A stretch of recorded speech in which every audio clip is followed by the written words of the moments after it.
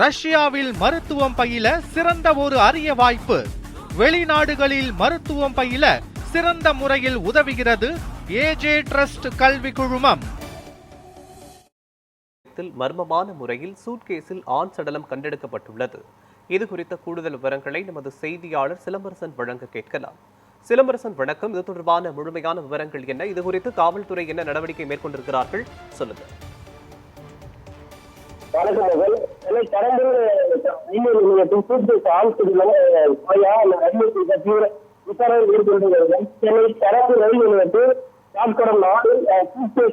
அழைக்கப்பட்டிருந்த சுமார் 41 சம்பவம் பெரும் பரபரப்பை ஏற்பட்டது. இன்று காலை காட்சி நீண்ட நேரமாக கண்டுபிடிக்கப்பட்டது. பயணிகள் மற்றும் ரயில்வே ஊழியர்கள் அது குறித்து ரயில்வே காவல்துறையினர் தகவல் தெரிவிக்கும் போது சம்பவ இடத்திற்கு விரைந்து வந்த ரயில்வே போலீசார் சூட்டுக்கு திறந்து பார்ப்பது அதற்கு ஆண் சடலம் இருப்பது தெரிய வந்தது. இதனை அடுத்து உடலை கைப்பற்றி பிரேத பரிசோதனை அரசு மருத்துவமனைக்கு அனுப்பி வைத்தனர்.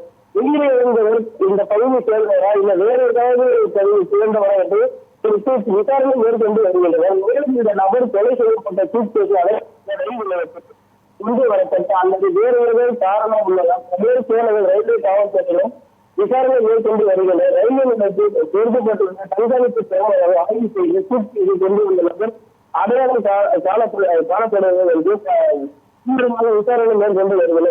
இந்த வழக்கில் துணை ஆணையர் டிசி முத்துக்குமார் தலைவர் ரயில்வே போலீசார் அதிகாரிகள் தீவிர விசாரணை மேற்கொண்டு வருகின்றனர். அடுத்த கட்ட முக்கிய தகவல் வெளியாகிறது கட்டாயம் தெரிவித்துள்ள போதிலும் சென்னை பெரம்பூர் ரயில்வே நிலையத்தில் முக்கிய கடலும் கண்டெடுக்கப்பட்ட பயணிகள் மற்றும் பொதுமக்கள் மத்திய அதிர்ச்சி ஏற்படுத்தி அச்சத்தை ஏற்படுத்தியுள்ளது.